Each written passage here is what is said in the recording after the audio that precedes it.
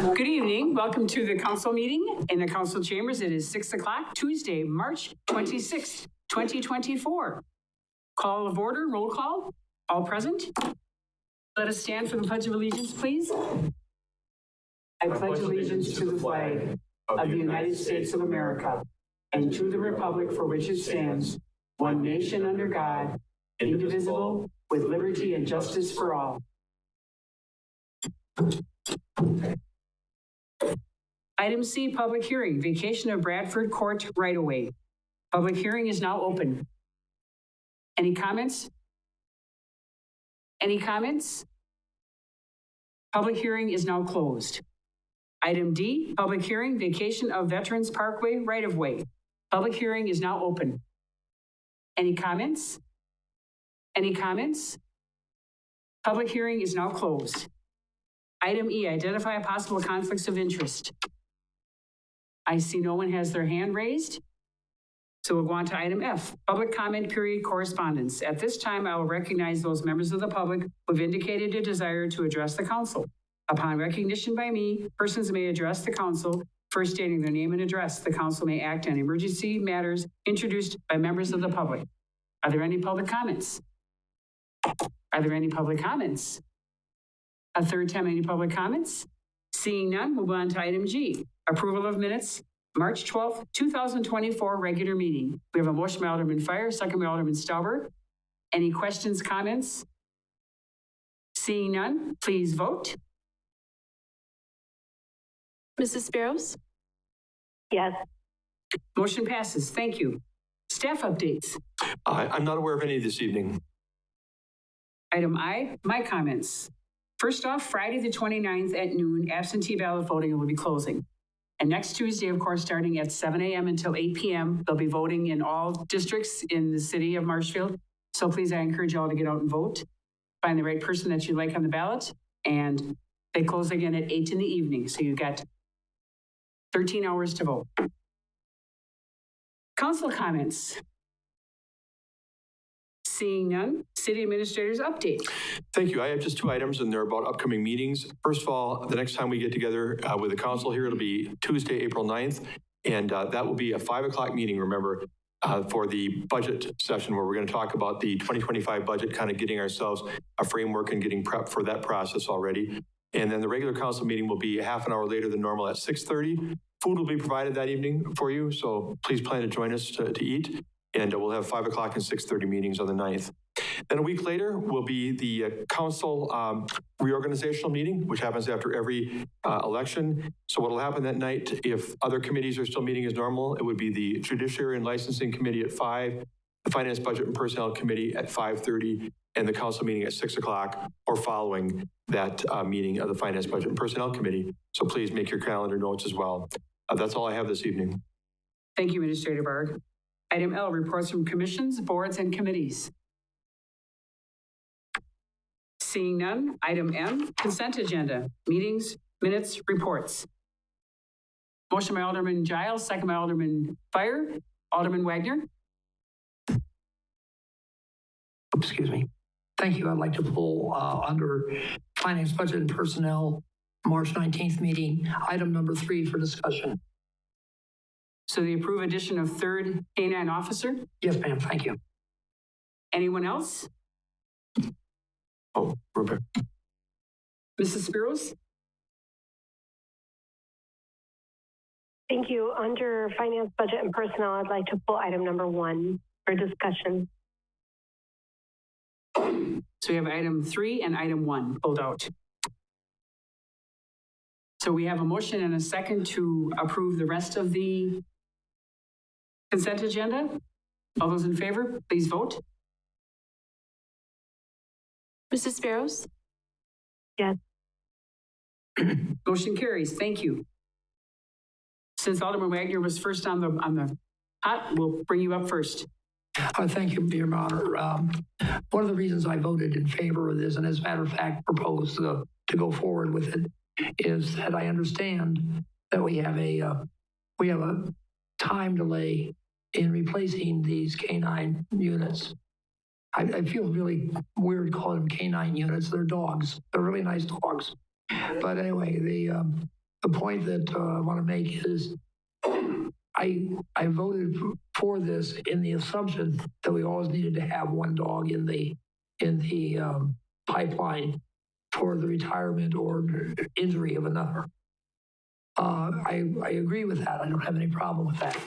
What I do have a problem with, and I hope we can address before the next meeting, is ask the police department if they have a policy written under how many canine units we're supposed to have, how they're going to be dispersed, and how they fit into the overall plan.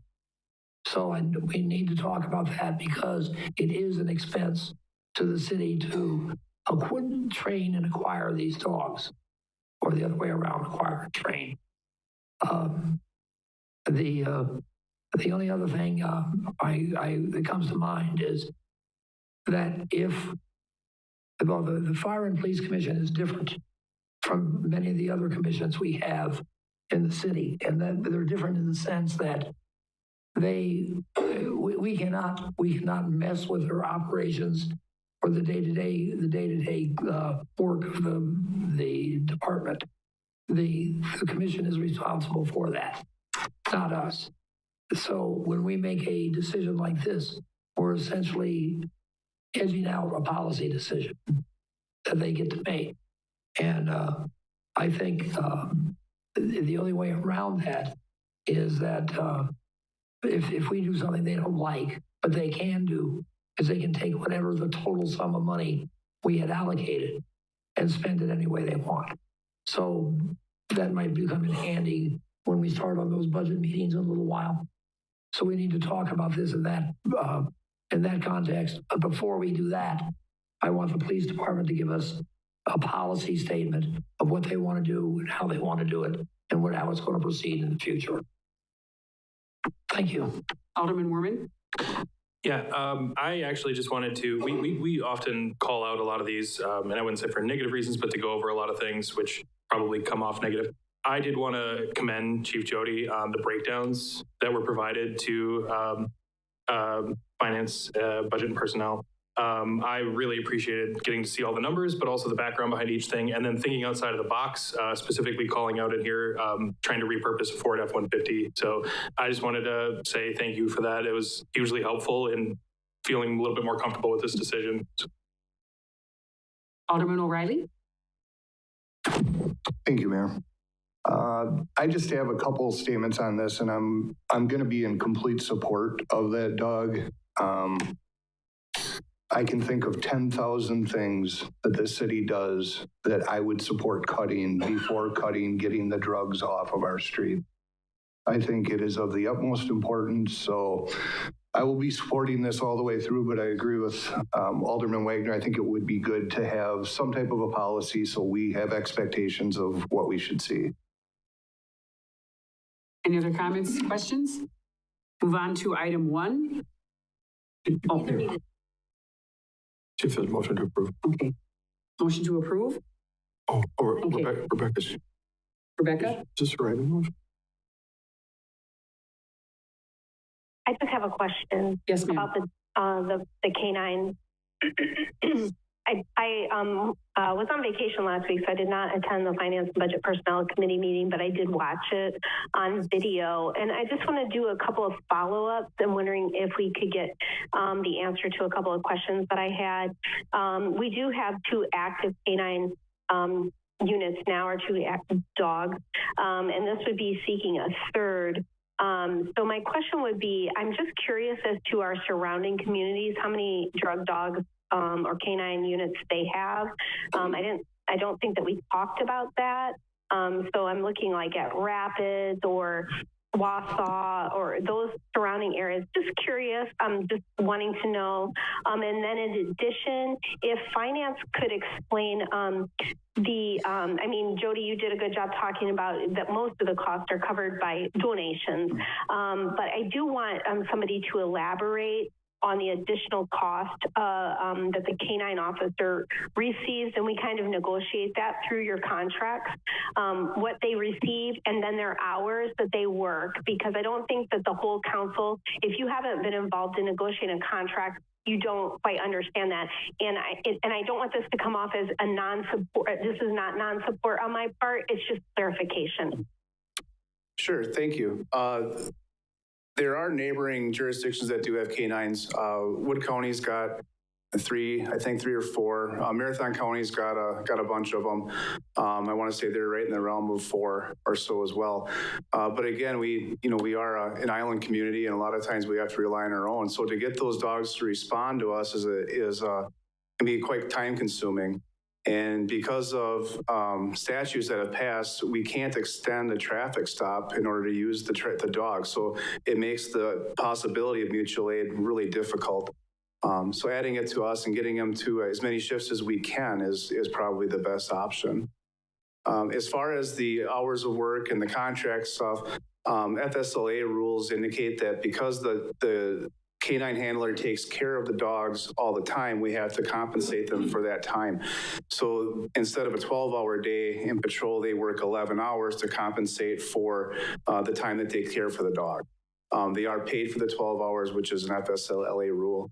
They are paid at the special rate of pay, which is similar to what our SROs are paid. It's actually the same pay grade as what our SROs have. So depending on how many years of service the officer who is appointed has would dictate how much increase that would have in our personnel budget. So in follow-up, Jody, obviously the wages part is not covered by donations. When you talked at the meeting, you talked about donations. So the donations cover the expense of the dog and some of the care of the dog, like the food and things like that. I'm sure that sometimes, the city pays for, but either way, primarily they cover for the care of the dog. What about training? Does the dog come to you trained, or do we train it after? And I know these are probably like dumb basic questions, but I really don't know the answer to that. They're not. And then I'm sorry, go ahead. Go ahead. They're not dumb by any means. Yeah, I was just wondering, do donations cover training if that's necessary, or do they come trained? What's strange is that the canine handler goes to training to learn what the dog knows. The dog is trained, but they're training the canine handler. And that's a process. I think it's a 6-week school down in Indiana. But that kennel also provides a really good warranty for the dog. It's like a year-long warranty, which is awesome. We've unfortunately had to use that from time to time.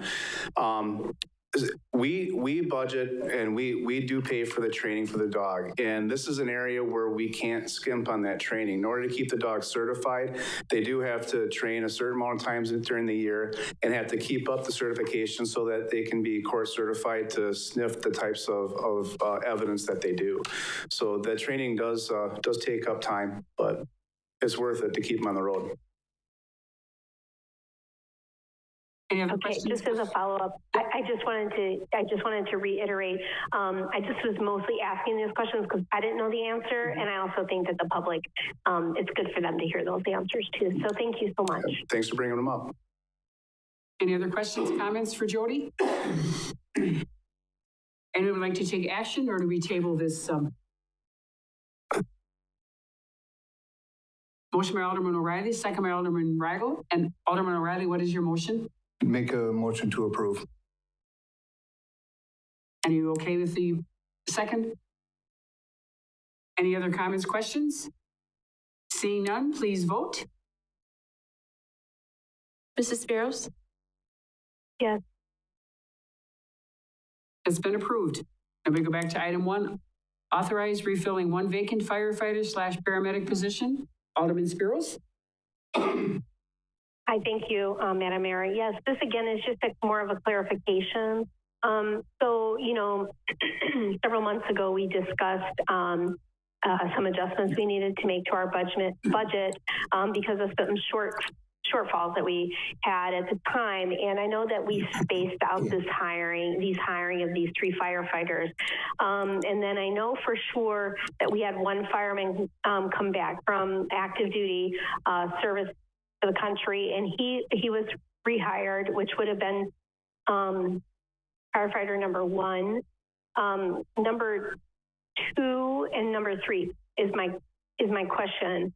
So in looking for a new chief, If we hire from the outside, and I don't know what we're really going to do, I think that's still in discussions. But if we hired from the outside, that would be firefighter number 2. And have we hired number 3? And I think that this one that they're talking about is because they had a resignation. So that wouldn't really affect this, I don't think. But I'm just trying to get that clear in my head if somebody could clarify that for me. Sarah's going to go to the microphone and answer that question for you.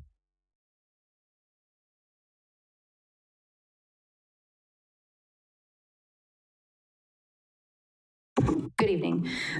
So looking at what I kind of handed out at the last finance, budget, and personnel meeting, what it did was kind of clarify how many firefighters have left since 2020. So it looked at any vacancies we had, as well as the hires that we have had as well.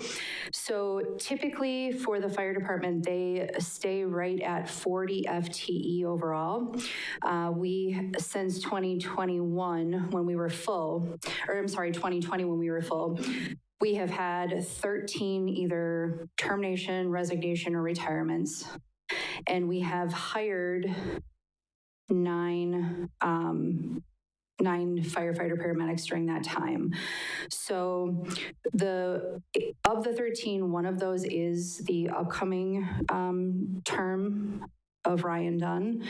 And then, yeah, so 13. So basically right now it's 4 FTE short. So rehiring, does that make sense? Rehiring then, we haven't done any rehiring of any of those 4 then. So of the 3 vacant ones that we had prior, we haven't refilled any of those because that was supposed to happen. The one was supposed to happen in the second quarter of this year. So does that make sense? I guess, is that answering your question? Okay. What clarification do you need?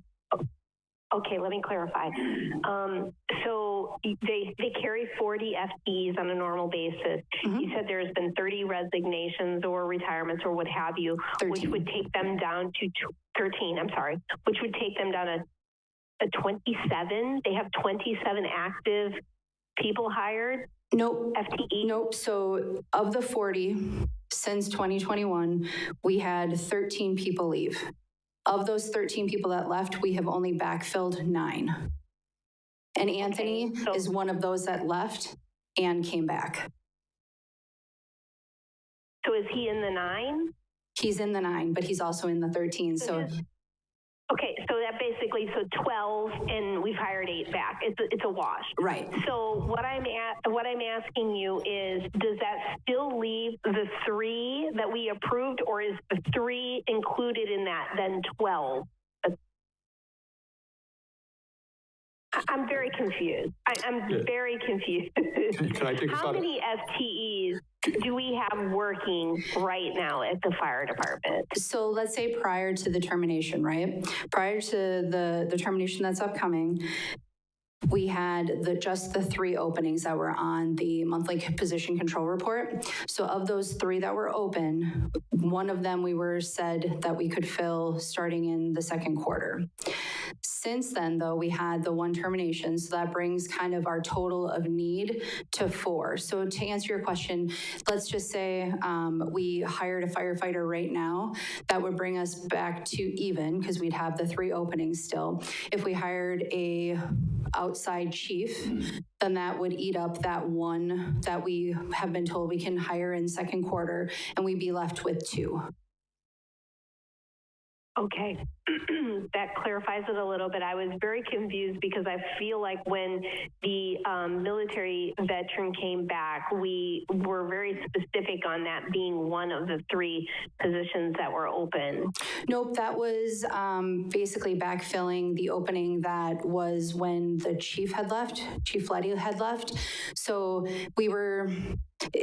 because, well, yeah, so it would have, if that makes sense. That's why I kind of visually made this chart so that you could see kind of terms and additions. Okay. Mm-hmm. So he took Chief Letty's spot that when Chief Letty left. Got you. Okay, that makes it a lot more clear. So we still have the 3 that we promised to hire. Correct. And the first one will be in the second quarter, unless that's taken up by a new chief or whatever before then. So yep. So the one request for tonight that was on consent was for backfilling the individual that had termed. And then the 3 are still open. And so we technically would be hiring 2 in second quarter, 1 for the terminated person and then 1 for the one that was pre-approved before. And then we will have 2 more after that. Correct. Got you. Yep. Perfect. Thank you so much. Sorry. So many numbers. Thank you. Yep. Thank you, Sarah, and thank you, Jody, both of you, for your clarification on those 2. And we have a motion on the floor by Alderman Varsho and a second by Alderman Weigel. Alderman Varsho, what is your motion? Motion to approve. We have a second. Any other comments or discussion? Seeing none, please vote. Mrs. Spiros, Yes. And we have all ayes. Action on items removed from a consent agenda, if any, there is none. Item O, consideration and possible action on resolution number 2024-16, creating tax incremental district number 15, adopted and approving the project plan and establishing its boundaries, City of Marshfield, Wisconsin, presented by Josh Miller, Cedar Corporation. Good evening, thank you. I'm going to open up my screen here.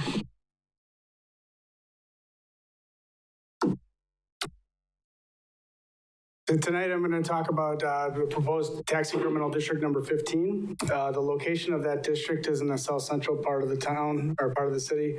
It encompasses a part of tax incremental district number 5 that was terminated last council meeting, and includes some areas along Central Avenue, basically bordering 29th Street to the north, Central Avenue to the west, and then includes portions of the Mill Creek Business Park to the south. What we're reviewing tonight is a little closer view of this is the boundary. So the task tonight at hand is to review the project plan, create the district, and establish the boundaries of the TIF district. This is a proposed blighted TIF district, which is a little different than some of the ones that have been approved more recently. The blighted TIF district requires that at least 50% of the district is found to have been blighted or be considered a blighted area.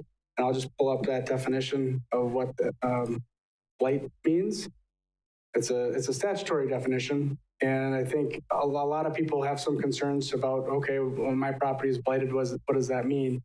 And essentially, there you go. There's 2 provisions in the statute that cover blight, and the first definition is an area in which the structures, buildings, or improvements contribute to ill health, transmission of disease, infant mortality, juvenile delinquency, or crime, and are detrimental to the public health, safety, morals, or welfare due to dilapidation, deterioration, age, or obsolescence, inadequate provisions for ventilation, light, air, sanitation, or open spaces, high-density population and overcrowding, or the existence of conditions which endanger the life or property by fire or other causes. So it can really have a very broad definition, and the intent is to really identify areas in a community that could use rehabilitation or improvement. And if you think about the area that we're talking about, this is not intended to pick on any property or a precursor to eminent domain, acquiring property by the city. It's really just intended to identify the area for the TIF district purposes that allow the city to create the TIF district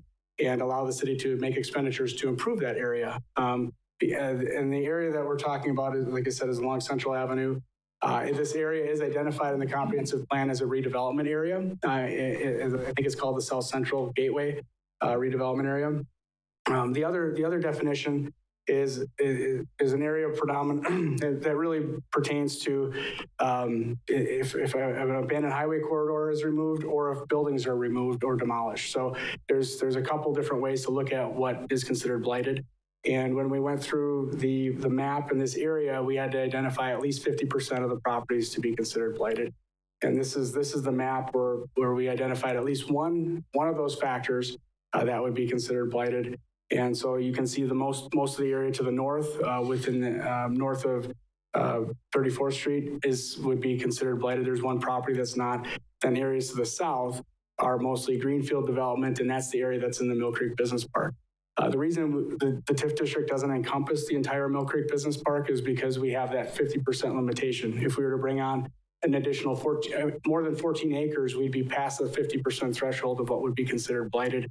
And so we weren't able to recreate the entire TIF district from Mill Creek. And that may be a later process. But right now, because the TIF district is terminated, there's no longer the business incentive fund. There's no longer incentives in that area that the city can provide for new development in that area. So that's why this was looked at, and I decided to create the district, or considered creating the district at this time. The benefit of having a blighted TIF district versus a mixed use or an industrial TIF district is this allows the life of the district to be 27 years. In a mixed use or industrial TIF district, that's a 20-year TIF maximum, provided there's other extensions that can be applied for. And I think the city did apply for or get a affordable housing extension on TIF 5. So that's one of the extensions, but you can also do a technical school extension for 3 years, but that applies to any district. So the other advantage of a blighted TIF district is it can become a recipient of a donor TIF. So if another TIF district is doing really well and there's additional excess cash flow in that district, if there's a shortfall in this TIF district, another TIF district can donor to it, and you can use those as for project costs that are identified. So it's kind of and the reason that the statute allows you to do that in a blighted TIF district is because most of the land is already developed. You're looking at more redevelopment projects. And so the new increment isn't going to be there as likely as there is going to be in a greenfield development, like an industrial TIF or a mixed use. So the 27 years has an advantage, and that's really the reason for the creation of the blighted TIF versus a different type of TIF. Any questions on that so far? All right. The rest of the project plan, so I'll just kind of touch on some of the elements of this. We have a purpose for the district is really for blight elimination, rehabilitation, and to, increase the tax base, add jobs, improve the area of the community. Benefits to and promotion of orderly development. We have infrastructure there already, but some of the infrastructure is in poor repair or needs improvement. And a TIF district allows those project costs to be included in the project plan. And I'll touch on some of the project costs in a little bit here. I already touched on a little bit on the blighted use that has to be at least 50% of the district. So we're looking at about 60% is considered blighted, 33.5% is non-blighted. And then the other part you have to factor in are the rights of way. So you have to include that in your calculation. And that's the reason we didn't include a lot of the other rights of way surrounding the district, because then that starts to put you over that threshold. Item number 5, we include a kind of a laundry list of project costs that are eligible. Not all of these have project costs assigned, there are dollars assigned to them, but these are projects that could be undertaken by the city at some point if there was a project identified within the scope. And that includes, usually it's infrastructure. It could include cash grants for developers. It could include rehabilitation, facade improvement grants, site improvements, utility extensions, and so on. It also includes the financing, the cost to create the TIF district, any professional services for planning the district and throughout the life of the district, your financial advisor. All those things are TIF eligible expenses. Number 6, this is covered further in the appendix, and so I won't get into detail now, but you have to run an economic feasibility study, meaning that the estimated projected revenue coming from the new increment created in the district has to be able to show that it can pay for it, or you have a basis for how you're going to pay for those project costs. So in this case, we looked at a couple of the early projects. We have a number, usually you develop kind of a wish list in these TIF districts, these project plans, but each project stands on its own merit. So like when we come up with these, we look at what are all the projects that we could possibly do. And then when it's time to look at whether or not they're feasible, you have to look at the finances and see, work with Jennifer, work with the financial advisor to make sure that they're going to cash flow, that they're going to not put the city in a difficult position. And then if there's a cash grant to a developer, you're going to sign a development agreement. That's required by statute. So make sure that the city is protected when it's going to expend money for those things. Methods of financing, there's just a laundry list of things from bonding to state trust fund loan to getting grants and other things like that. That's another section. Master plan and building codes and city ordinances, there's nothing really planned to be changed for this TIF district. This has already been kind of identified as a commercial industrial area. And so there's nothing really imminent that would require the master plan or comprehensive plan to be changed. Same with city ordinances. There's no anticipation of needing to rezone any properties at this time. That doesn't mean you can't. You can certainly rezone properties. You can change your code. Just if they're identified as part of this process, you should include them in your project plan. What is the cost of financing a public improvement non-project cost? That's kind of sort of an odd term. What's a non-project cost? It's basically something that the TIF can't fund, meaning that if it's funded through special assessments, or if it doesn't benefit the TIF district, it's going to have to be funded some other means. You can't double dip by saying, okay, we're going to get a grant, and then we're also going to charge, the increment or the taxing incremental district on it. So it has to be, you can't double dip when you're looking at project costs. There's no plan for relocation. The equalized value test.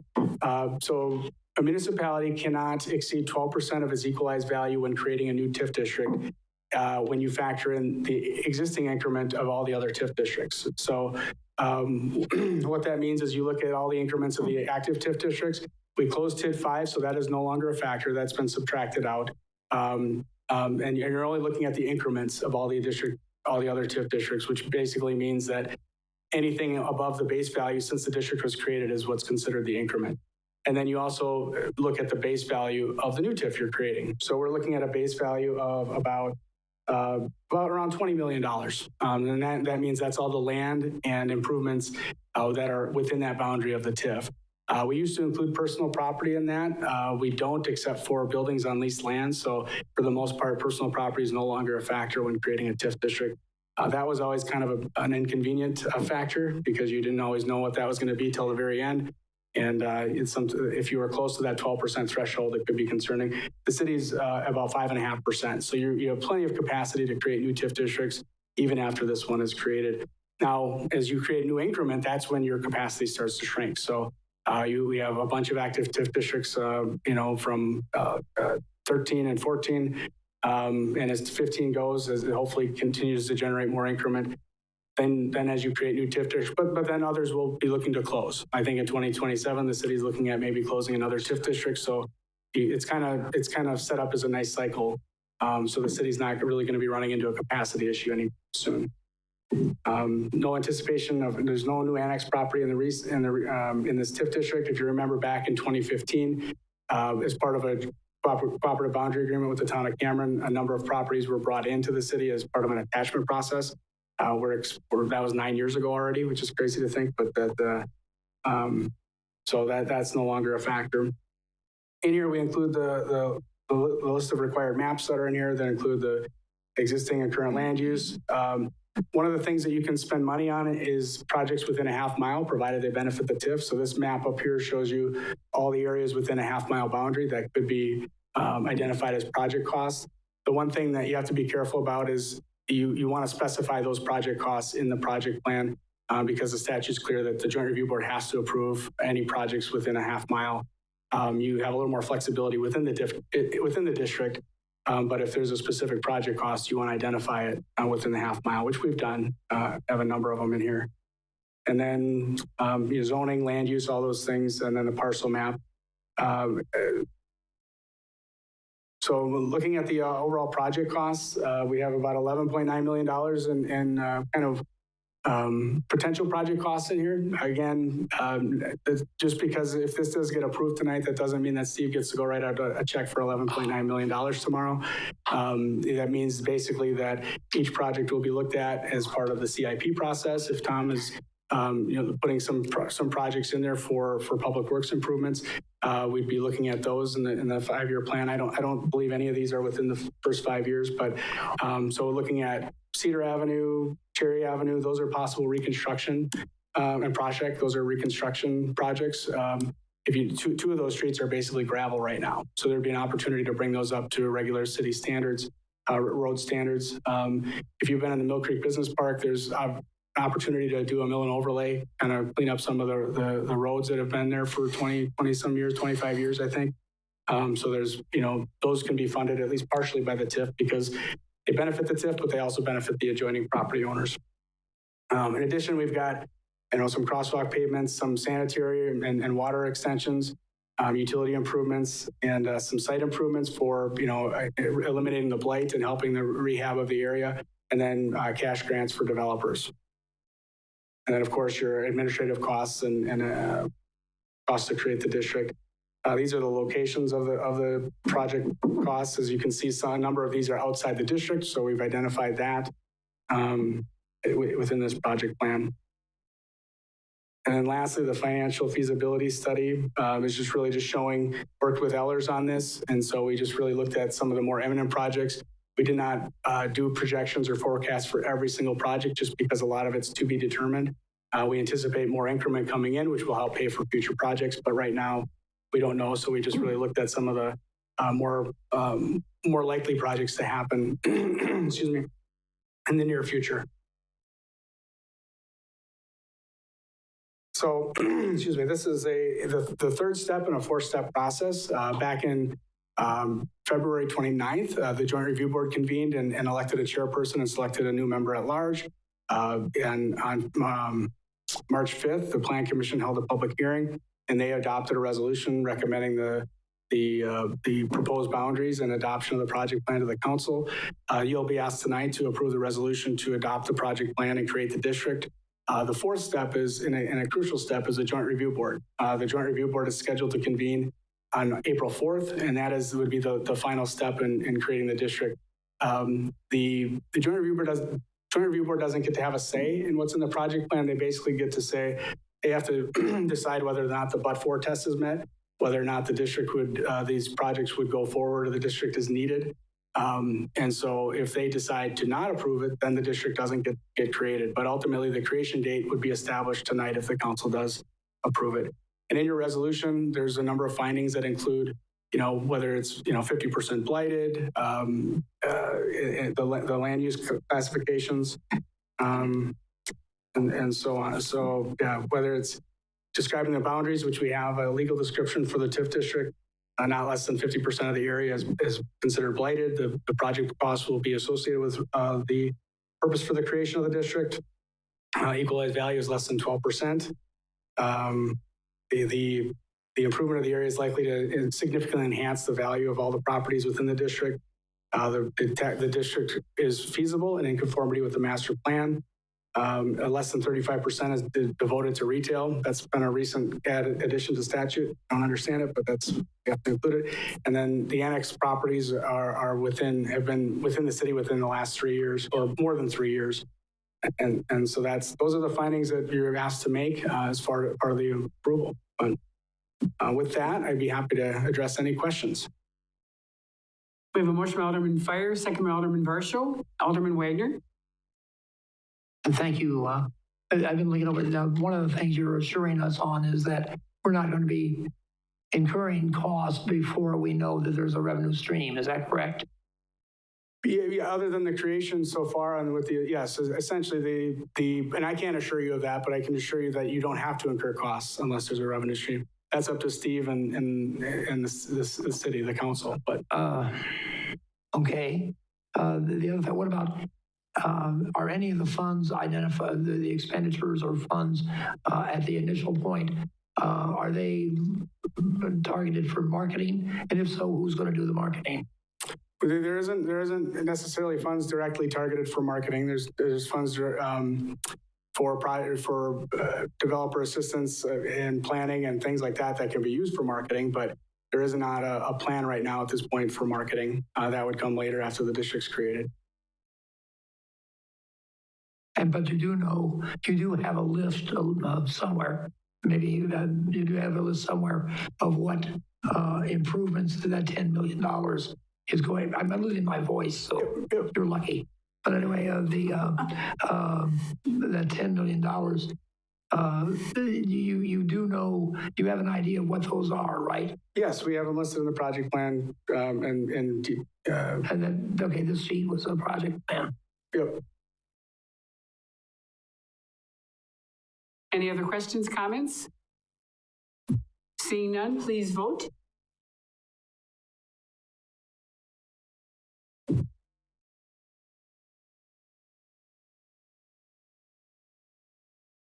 Mrs. Spiros, Yes. Yes. Motion passes. Thank you. Item P, request to approve resolution number 2024-03, vacation of Bradford Court right-of-way, presented by Tom Turchi, Director of Public Works. Good evening. This is Resolution 2024-03 is vacating and discontinuing a portion of unopened Bradford Court from 169.89 feet west of the west line of Adams Avenue to the end of the cul-de-sac. This has been approved by the Board of Public Works and the Plan Commission, and this evening we had held a public hearing with no comments. Therefore, I'd recommend approval of Resolution 2024-03. We have a motion by Alderman Giles, second by Alderman Fire. Any questions, comments? Seeing none, please vote.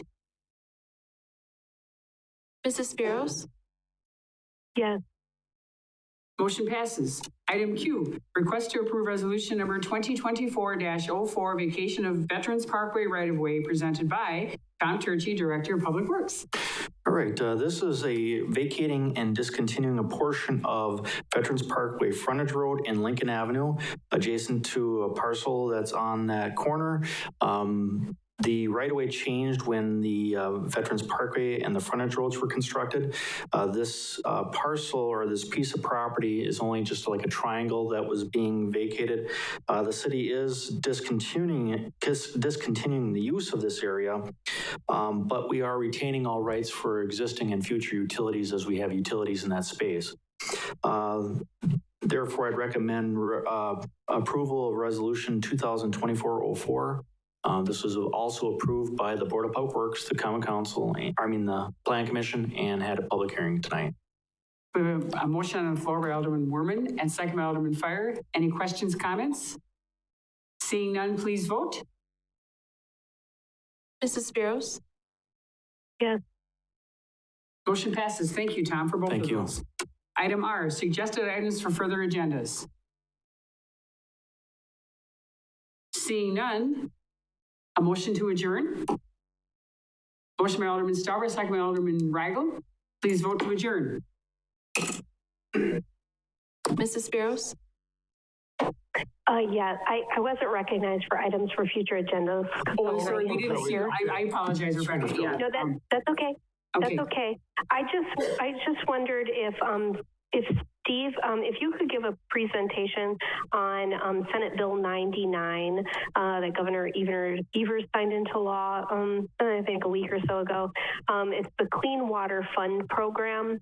And I just want to know, how does that affect our community, or is there something specific that we need to do to be sure that we're able to access some of those funds that are released?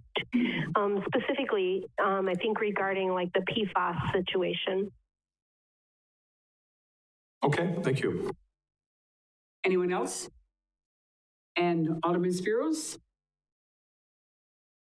Yes, to adjourn. We are adjourned. Thank you, everyone. Enjoy your evening and happy Easter.